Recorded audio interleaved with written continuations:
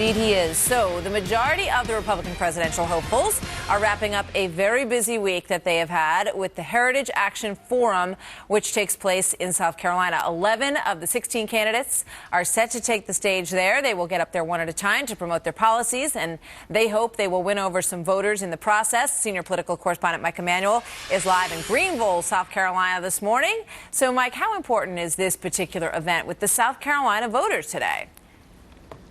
Well, Martha, with 11 presidential candidates making the trip here to Greenville, that suggests it is a very big, important event.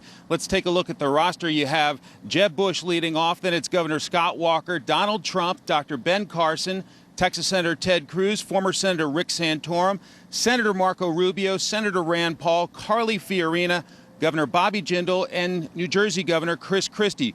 One candidate who is not here is the senior senator from South Carolina and Republican presidential candidate Lindsey Graham. Organizers say he fell below the threshold for participation.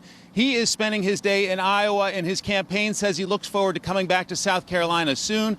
Now, the good news for Graham is that obviously folks in this part of South Carolina know him extremely well, Martha. Yeah, but that's got to be a tough blow for him, and he's working, as you say, on his campaign in Iowa. We'll see where that goes. He was thought to have done very well in the undercard debate the other day, but he's got his work cut out for him in his home state. So how critical is this particular forum? And how, what's the look at how things look in South Carolina, a very important early primary state at this point, Mike?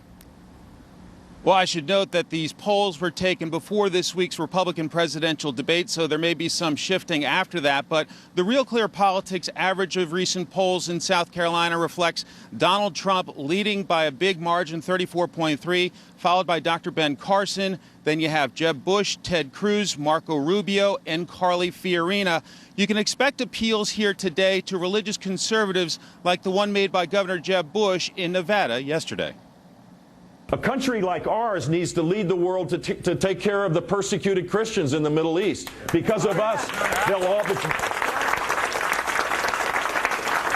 A country like ours needs to stand for people that aspire to the freedoms that we have here as a value that we appreciate and share.